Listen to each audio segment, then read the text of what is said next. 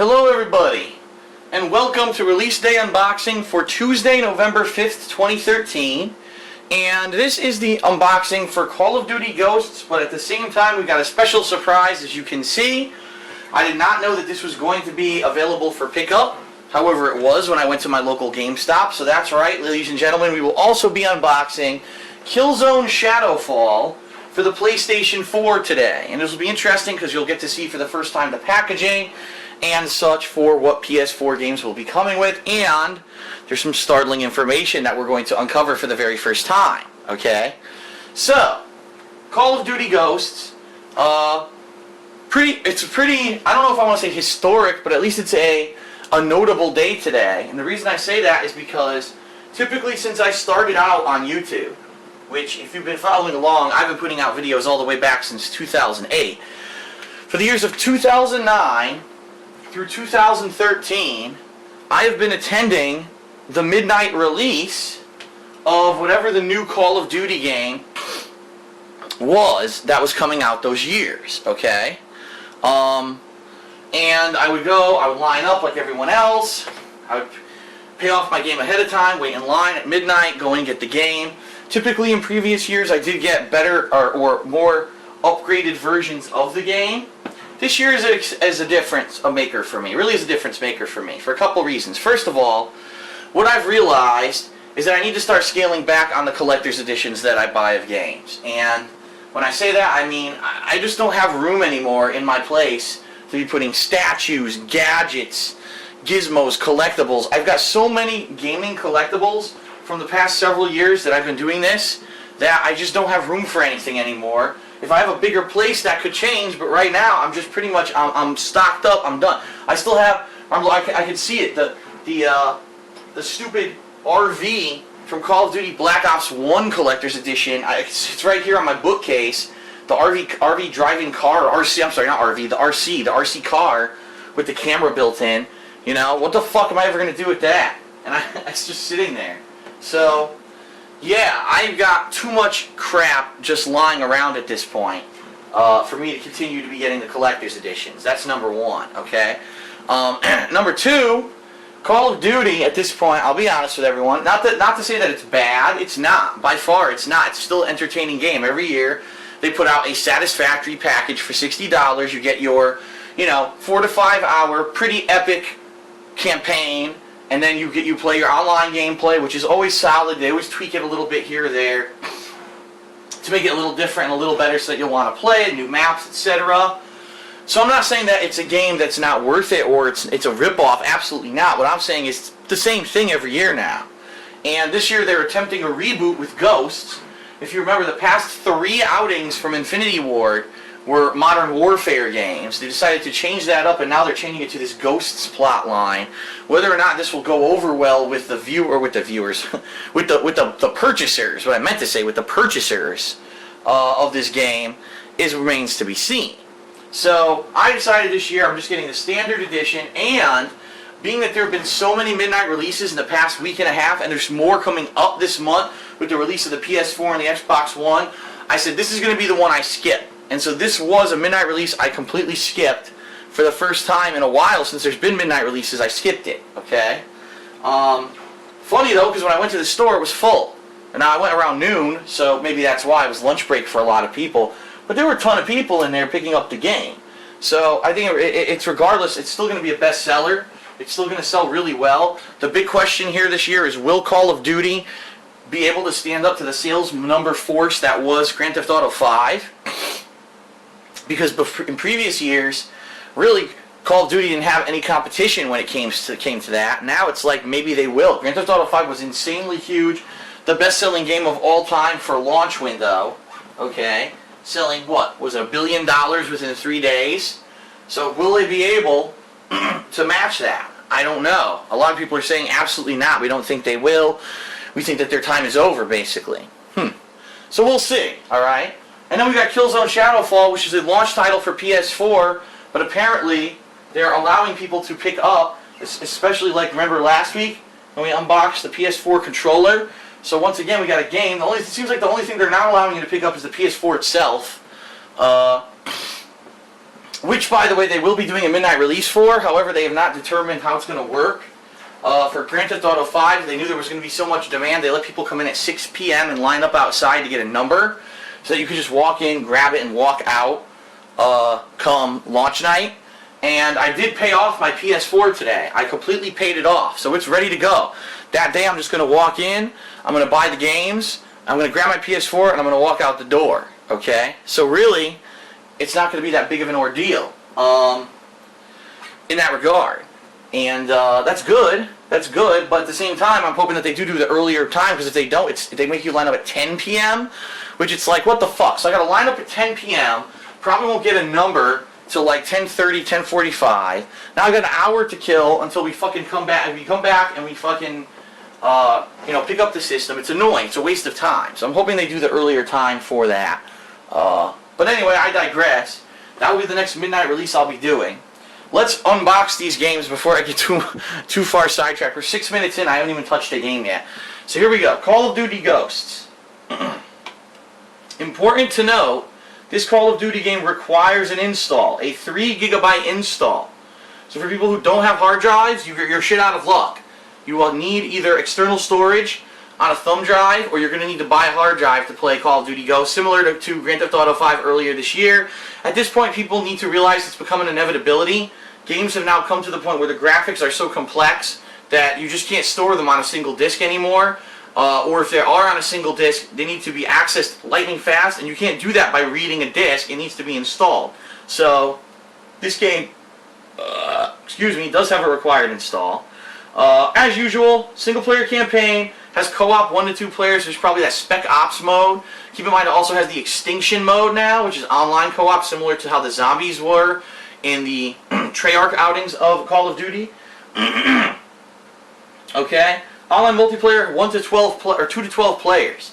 Now, I could be wrong, but didn't the other Call of Duty games have 16-player multiplayer?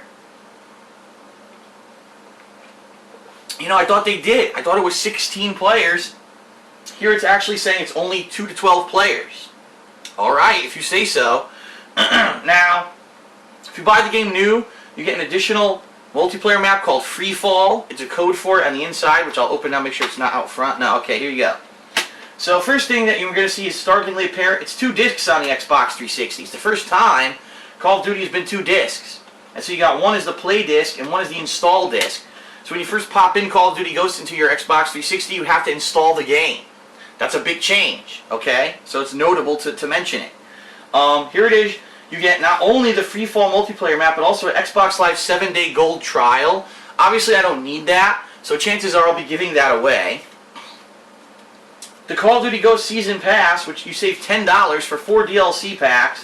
What do you get off the bat if you buy this pass? You get a multiplayer character head, weapon camo, a reticle for your gun, player patch, player card, and player background. Basically, you get nothing of any fucking use, and you're throwing your money away.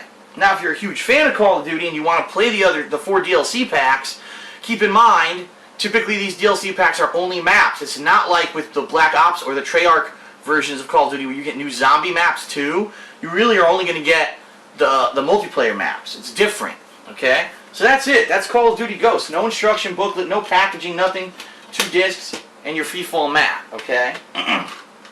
Now it is important to note that because I pre-ordered at GameStop, I got a couple things. Let me read off what the codes are here that I got, okay? I got a Call of Duty Ghost Classic Ghost multiplayer character pre-order bonus code. And then there's also a code, if you go to Eminem.com/Call of Duty, you can get a discount to digitally download Eminem's new album.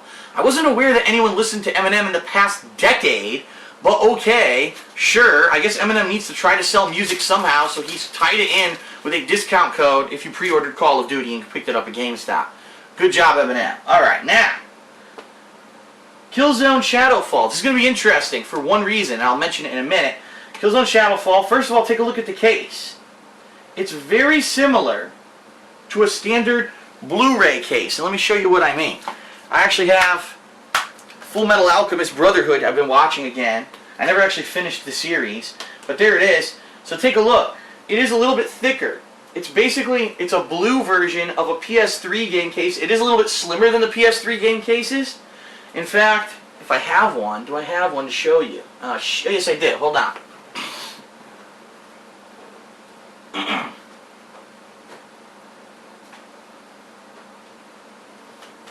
Here we go. You know what? I think it is exactly the same. It's just colored. It is. So it is exactly the same as a PS3 game case. Alright? It's just colored blue. So PS4 cases will be blue. Ooh, it's blue, right? Big fucking deal. But, in addition to that, let's go on the back here. Some things to know about the PS4 games. Many of them will render at actually 1080p, okay?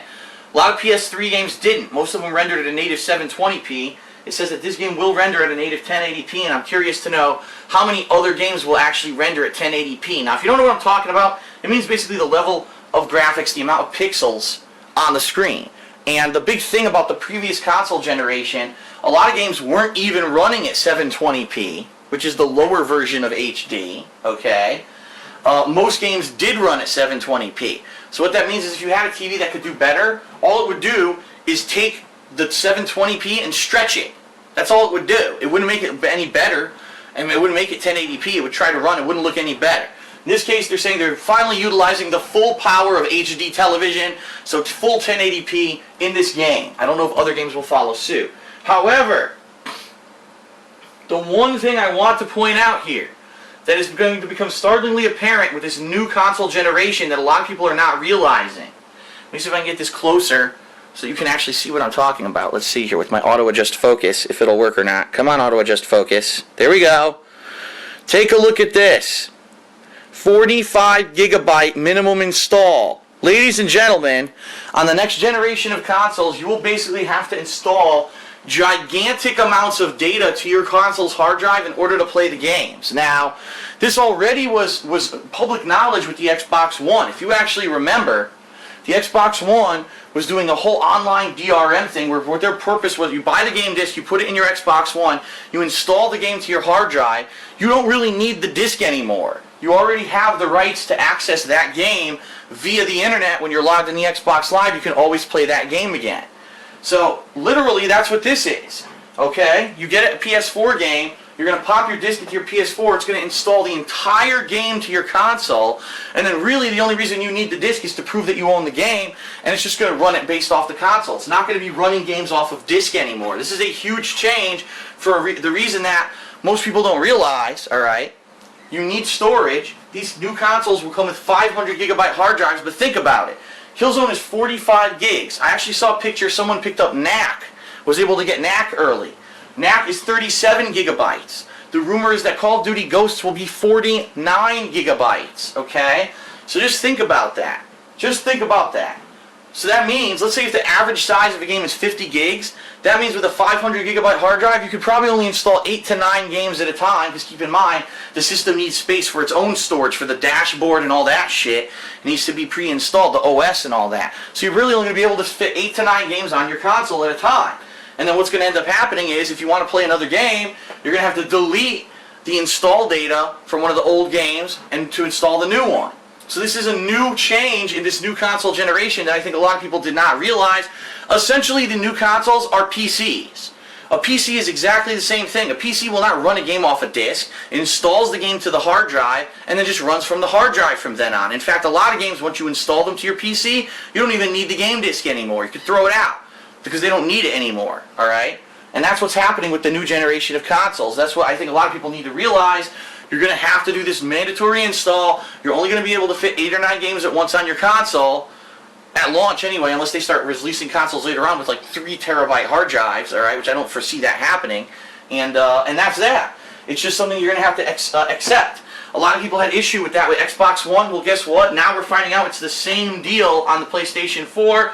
And if you don't like it, tough titties. You can stay in the last gen, I guess. I don't know. Alright, so there's really not much to say. It shows some screen stills from the game, but quite honestly, they look like cinematics. They don't even look like it's in-game footage, so I don't even know if that's what the game looks like. And then, on the inside, pretty lackluster, alright? You would think, oh, it's the new console generation, this is one of the console exclusive titles, they would really go all out. Look at this.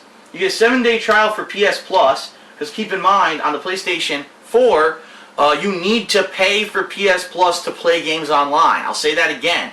Yes, you need to be a subscriber, a paid subscriber of PlayStation Plus to play games online on the PS4. A lot of people were saying, oh no, don't worry, Sony won't do that because it was always free on PS3. Well, guess what? It's over. The honeymoon is over. They realized with the PS3 that they cannot be up to the standard of what Xbox Live was without having some kind of income to maintain it. And so take a look at what happened over the course of PS3. You had multiple network hacks, people's information being stolen, the network going down, very limited voice chat capabilities. The voice chat sounded terrible, alright? You had all kinds of networking issues with games, matchmaking. The matchmaking system wasn't as good. You couldn't have parties. There was no party system on PSN. So all that's changing with the PS4, but they're making you pay for it.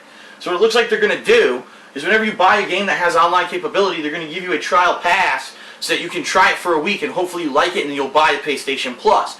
What I'm thinking though is a lot of the games will have online capability, and therefore if you buy them at launch, you'll get this. You may have like a month or two of just trial passes if you buy, say, 5 games, and so you might not even have to pay for PS Plus for a while until you actually decide that you definitely want to continue to do it, alright? So 7-day trial for PS Plus. I may be giving that away because I don't need it. I'm a PS Plus subscriber. And as you can see, here's your game disc. Looks absolutely identical to a PS3 game disc, no difference. And what they've done, they've actually listed the PS4 controller and the controls for the game on the underside of the insert. So there's no instruction booklet, there's not even a health warnings, there's nothing. Everything is in-game now. So they've completely, with this console generation, they've completely done away with instruction booklets. And it looks to me like they won't exist anymore. That's it, they're done, they're phased out. Everything will be digital, everything will be on the disc from now on. Is it a good or a bad thing? I guess that depends on your point of view as a consumer. Do you like to have something a little bit physical, a little bit extra to read and hold on to and say, wow, this is neat, you know, something cool I got with the game versus, you know, just having to go on the disc and boot it up and read stuff there. It's a preference, a personal preference, let's put it that way. So, that is it for Killzone Shadowfall's unboxing. So that's it for Release Day unboxing this week. I know it was very long, but it was because we had some interesting stuff to talk about. So just to give you guys some idea of what to expect this week, if you haven't checked out my other videos regarding my schedule, I'm going to be playing Call of Duty Ghosts all day today. On my first stream on Twitch TV, which is Twitch TV / /DarksidePhil, I'm going to be playing the campaign, of Call of Duty Ghosts. People are saying that it's only 4 hours long. I don't know if that's true or not. The campaigns of Call of Duty games have varied. Some have been short, some have been a little bit on the longer side. If this one truly is only 4 hours long, that is probably one of the shortest ever. Alright? So I'm going to be doing that on my first stream, whether or not I beat it. Then my second stream, I'm going to be checking out the multiplayer. I'm going to be jumping online, playing with randoms all night for about 2 to 2.5 hours of gameplay. And all that footage will be uploaded to my YouTube channel, DSP Gaming. Alright, and then over the course of this week, I'm going to be juggling a ton of stuff. I'm still in the middle of Assassin's Creed 4. At this point, I'm probably about halfway, if not a little bit more than halfway through the game. Okay, so I got that to continue on. I'm still playing WWE 2K14. Last night, I beat the 30 Years of WrestleMania mode, but I still want to attempt to beat the Undertaker streak with multiple wrestlers and see if I can pull it off with different wrestlers. I'm going to try to even do it with joke wrestlers. Maybe Santino can beat the Taker streak. You know what I mean? That'd be hilarious if it could. And then I'm also going to defend the streak. There's a defend the streak mode that I'm interested in trying out. I haven't even tested that. I also want to make my own character, and I want to go online, do online play in that game. So there's a lot left to do in WWE 2K14 that I have not touched upon yet that I do want to do. Okay? So there's that. And obviously Call of Duty Ghosts, I'm going to want to be doing that this week as well. I probably will play another session of multiplayer at some point this week if I can fit it in. This Friday, John Rambo will be here, and we're going to be doing co-op in Lego Marvel Superheroes. We're going to try to beat the game in this session. Okay? And then this Saturday, it looks like I'm going to be teaming up once again with my co-op partners, Coruchado and the Arid Lord, in Call of Duty Ghosts in the Extinction mode. They're both getting the game later this week. They're not getting it today, they're getting it later this week. And so I'm hoping to team up with them on Saturday and check out what is this Extinction mode. You know, it was just revealed like a week ago what the hell it was. People didn't even know it was in the game until last minute. And we're interested in checking it out. Is it as good as the Zombies mode in the Treyarch Call of Duties, or is it different? Is it better or worse? We're going to determine that on Saturday. Now, we only have 3. We may be looking for a 4th co-op partner if there is someone who can play with us. More info on that coming, because we have not set a time of when we're going to be playing yet. I don't want to make any promises until I've talked to both of them and locked in a time exactly when we'll be playing, okay? Alright, so that's it for Release Day Unboxing. A long one, but a lot to talk about. Thank you for joining me. There won't be another Release Day Unboxing until the PS4. So, excuse me. Stay tuned, because in a little under 2 weeks, a week and a half basically now, it will be the PS4 unboxing. And I know a lot of you will want to be here for that because it's released in North America before it's released worldwide. You might want to get a head start, a jump on what it looks like, how exactly what it comes with, etc. So stay tuned for that coming up in a little over a week, alright? Thank you everyone for watching. I'll see you for the gameplay, new gameplay on stream or on YouTube this week. Peace out. See you then.